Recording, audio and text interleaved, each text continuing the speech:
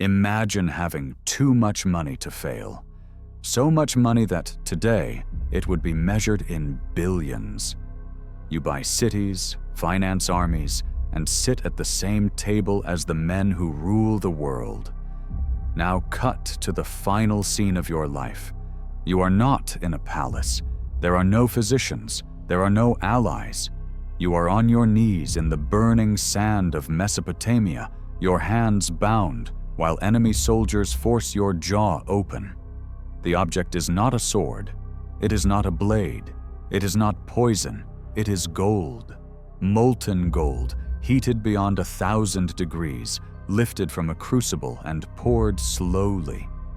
According to ancient authors like Plutarch, this is what was forced into the mouth of Marcus Licinius Crassus, the richest man in Rome. For centuries, this sounded like legend, a story too cruel to be literal. But here is the detail modern investigators do not ignore. Liquid gold does not kill like a conventional weapon. It does not pierce. It adheres. It burns. It invades. Medicine explains what happens in seconds: destruction of the airways, immediate internal failure, death without dignity. And the central question is not only whether this happened exactly this way, it is why this version survived, why it was repeated, and why it made political sense at that moment. Because this was not just an execution, it was a public judgment, a symbolic sentence. And to understand how Rome allowed its richest man to meet this end, we need to open the files that reveal not only how greed led him into the desert, but what truly happened to his body when the legend ended and the autopsy of history began. Before he became a name tied to one of the most grotesque deaths of antiquity, Marcus Licinius Crassus was, above all, a brilliant opportunist. He was not born a general. He was not born a hero. And he was never loved by the people like Caesar, nor feared like Pompey. Crassus built his power another way. He bought what no one wanted. During Rome's civil wars, when fires devastated entire neighborhoods, Crassus would appear with his own private fire brigade. But he did not put out flames for free. He waited for houses to burn, bought the properties from desperate owners for absurdly low prices, and only then ordered his men to extinguish the fire. He bought in ash. He rebuilt. He sold in gold. That is how he became the owner of Rome. But wealth was not glory. The Senate respected swords, not vaults. And there was one problem money could not solve: comparison. Caesar was celebrated as the conqueror of Gaul. Pompey was the hero of the Mediterranean. And Crassus? Despite all his wealth, he was seen only as the group's banker. Respected, yes. Admired, no. At 60 years old, he already had everything money could buy, except what truly mattered: a military triumph he could call his own. That is when the East entered the map. Beyond the Euphrates River stood the Parthian Empire, rich, mysterious, and in control of the Silk Road. To Crassus, it was not a dangerous enemy. It was a business opportunity. Conquest meant glory. Glory meant cleansing his image. The problem is that this war was never declared. The Senate denied support. Generals warned that the terrain was suicidal. Crassus ignored all of it. He did not need consensus. He needed victory. In 55 BC, he marched to Syria, not as a strategist, but as a man trying to correct his ego. And this is where the story stops being politics and becomes a criminal case. Because the records show this campaign was not driven by any real threat. It was pure personal ambition. And when blind ambition commands 40,000 men, the files stop being epic and start being criminal. Now we are going to open the documents of this expedition and reconstruct, step by step, how the richest man in Rome willingly walked into a trap with no exit. Act 1. The road to suicide. The campaign began with a bad omen that, by Roman standards, amounted to a death sentence. November 55 BC. Crassus is leaving Rome. But the departure is not a celebration. It is a protest. At the city gate, a tribune of the plebs named Attius Capito blocks the procession. He has no weapons, only something worse, a lit brazier. As Crassus rides past, ignoring the obstruction, the tribune throws incense onto the fire and invokes strange, terrible, vengeful gods. He publicly curses the army. To us, modern observers, this is superstition. To a Roman legionary, it was spiritual contamination. Before marching a single mile, those 40,000 men already believed they were cursed. Morale was shattered before the first sword was drawn. Crassus? He did not even look back. He saw superstition as something for poor people.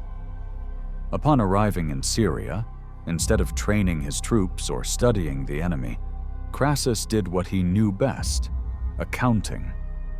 He spent the first winter looting local temples and auditing the provincial ledgers. In Jerusalem, he seized the temple treasury, something even Pompey, years earlier, had avoided out of respect.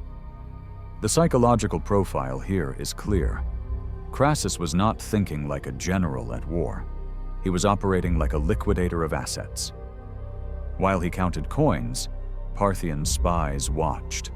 They saw a slow army, focused on plunder, led by a 60-year-old man who underestimated the speed of the East.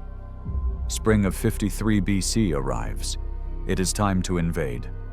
And this is where the fatal turning point occurs. Crassus receives a crucial ally, Artavasdes, king of Armenia.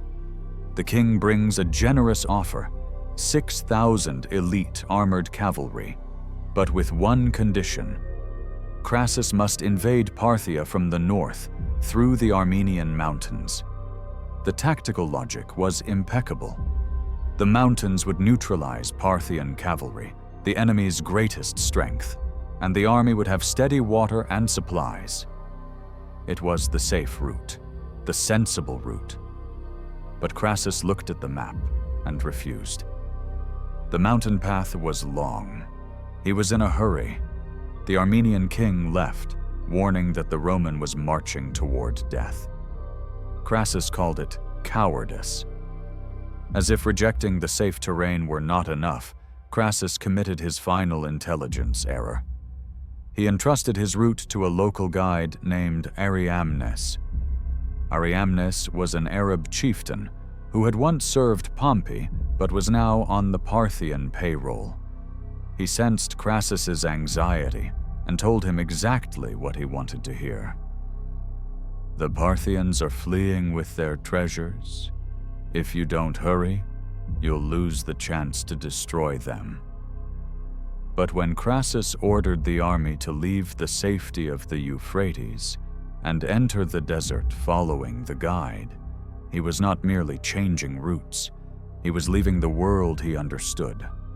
Up to that point, Rome fought predictable wars: roads, cities, walls.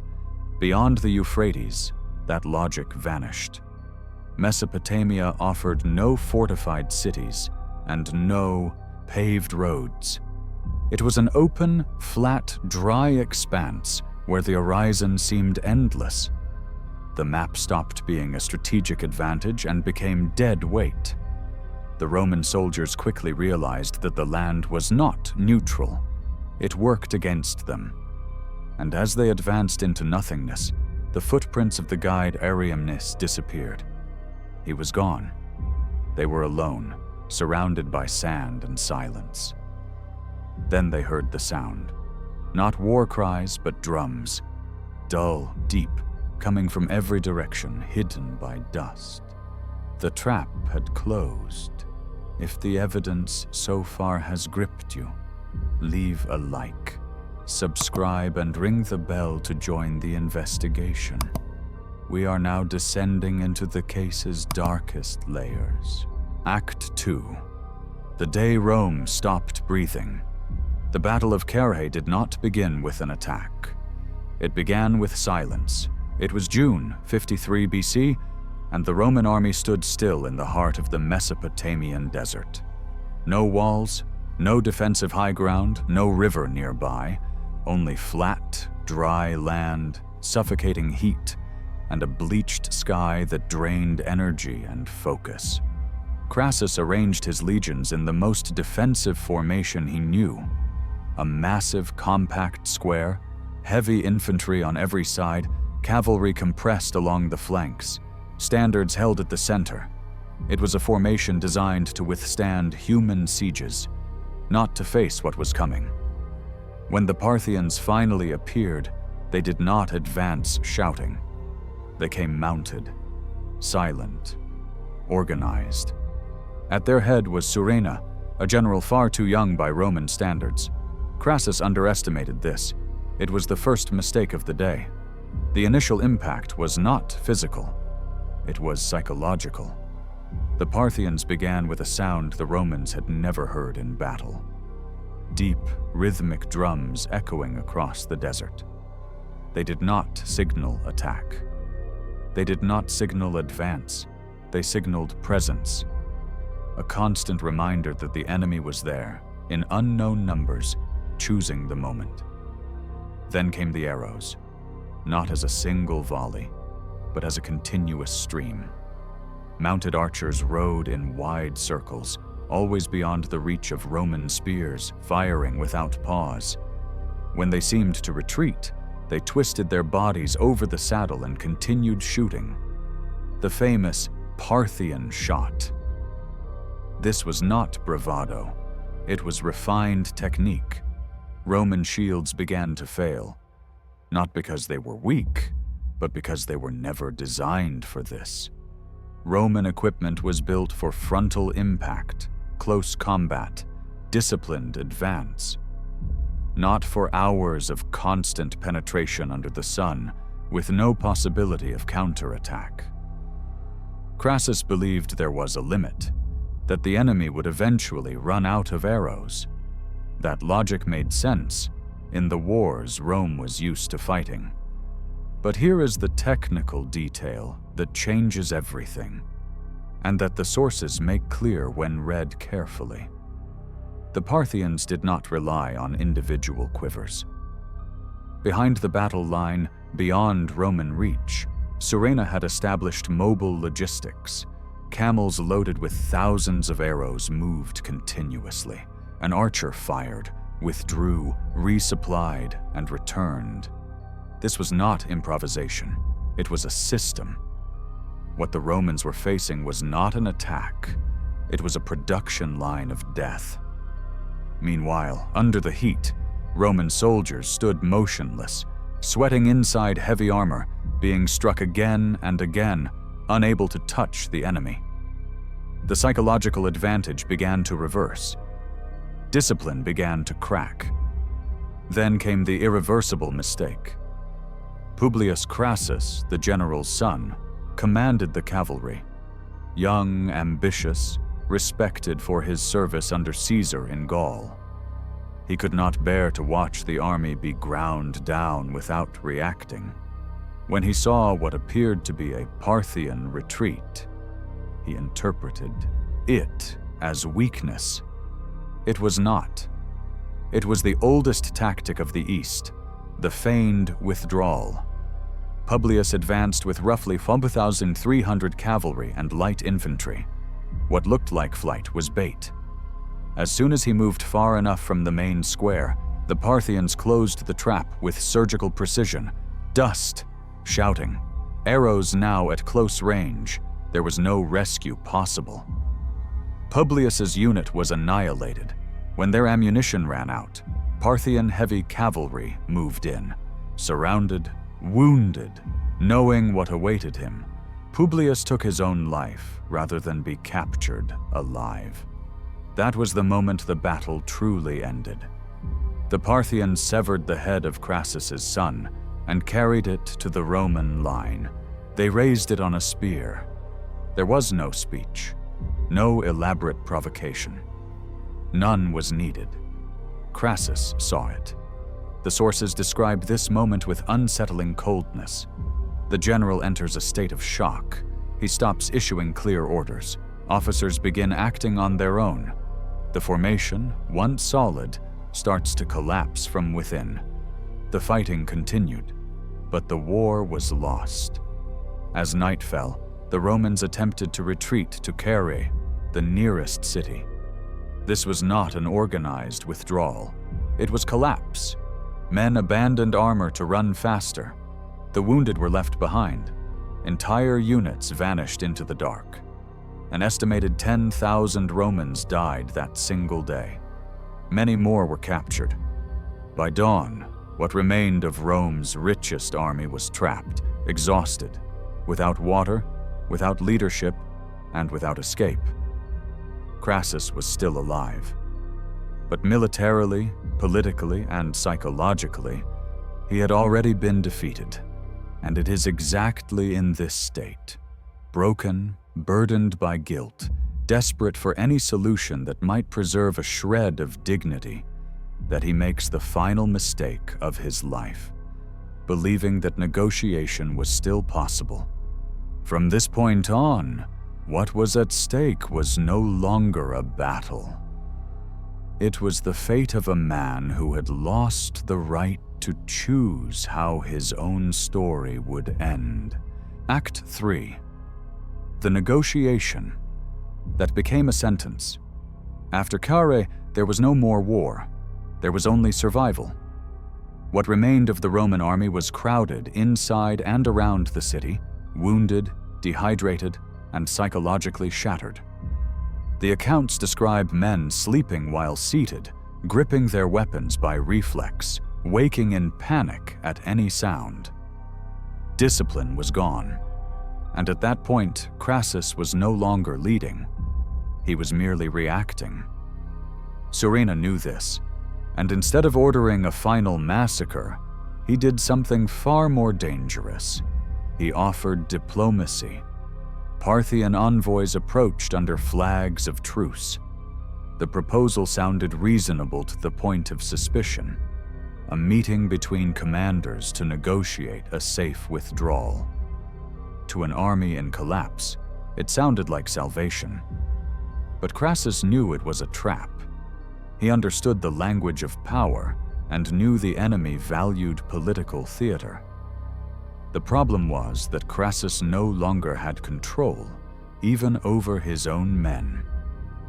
Terrified soldiers began to pressure him. They struck weapons against shields and demanded that he accept the negotiation. The message was brutal. Either he went to speak with the Parthians, or he would be handed over by his own troops. Without an army, without authority, and without options, the richest man in Rome went down to the meeting. The location was chosen on flat ground, between the lines. The Parthians offered Crassus a horse, but the moment he mounted, the situation changed. The meeting was deliberately chaotic. The Parthians began to whip the animal, forcing it to run toward their ranks. A dirty scuffle broke out in the dust. Swords were drawn, shouts echoed, and in the middle of the confusion, Crassus was pulled from the horse and killed. There was no duel. There was no final speech, just a roadside brawl that ended with his head and right hand severed. From that moment on, Crassus ceased to be a general. He became a political object. His death needed to communicate something, not just to punish, but to teach. This is where the gold enters the story. The ancient sources describe the method not as an outburst of rage, but as a symbolic gesture. Gold was melted and prepared. From a medical and forensic perspective, the process is absolute. Molten gold does not behave like a blade. When it enters the mouth, it instantly adheres to soft tissue. It burns the tongue, the palate, and the throat, sealing the airways within seconds. There is no scream. There is no reaction. The man who lived accumulating wealth was silenced by the very thing he valued most. As the metal filled the skull, the sentence was pronounced. Now satisfy yourself with the metal you so desired in life. But the humiliation did not end there. Crassus's head was sent to the Parthian court, where the king was watching the Greek play The Bacchae. The lead actor, in a macabre improvisation, used Crassus's real head as a stage prop to represent a hunted beast. The man who wanted to be the center of the stage in Rome ended as a theatrical accessory in the East. When the news reached Rome, the triumvirate collapsed. Crassus's death destroyed the balance between Caesar and Pompey, triggering the chain reaction that would plunge the Republic into civil war. Crassus sought military immortality to cleanse his image as an opportunist. In a distorted way, he succeeded. He became the eternal symbol that ambition, when it has no limits, demands its price in the same currency. Literally, when the body of Marcus Licinius Crassus ceased to be useful as a symbol, it stopped mattering as a man. The sources do not agree on where his remains were buried. Some suggest that parts of him never returned to Rome. Others indicate that his name was mentioned for years in the Senate with visible discomfort. There was no grand funeral. There was no honored memory. For someone who lived surrounded by gold, silence became the cruelest epitaph. Crassus's death was not merely the end of a defeated general. It was the collapse of an illusion. For the first time in centuries, Rome was forced to confront an uncomfortable truth. Wealth doesn't buy respect on the battlefield. Worse still, the personal ambition of a single man proved capable of dragging an entire army into disaster. The impact was immediate. Without Crassus, the triumvirate unraveled. Caesar and Pompey lost the balance that had kept the Republic standing. Within a few years, Rome would plunge into a civil war that would alter the course of history. In that sense, Crassus continued to cause damage even after his death. And the story of the molten gold, whether literally accurate in every detail or intensified by political symbolism, survived because it made sense, not as spectacle, but as message. In a single gesture, it summarized everything that man represented: greed, cold calculation, and the belief that everything could be bought. That is why modern investigators still return to Carrhae, not to recount a battle, but to understand a pattern. When power, ego, and wealth combine without limits, the result is rarely glory. It is usually ruin. Crassus sought to enter history as a conqueror. He entered as a warning. And perhaps that is the most disturbing aspect of this case. It did not require a tyrant, a madman, or a monster. It only required a man convinced that money would always win. The files remain open. The verdict, more than 2,000 years ago, has already been carried out.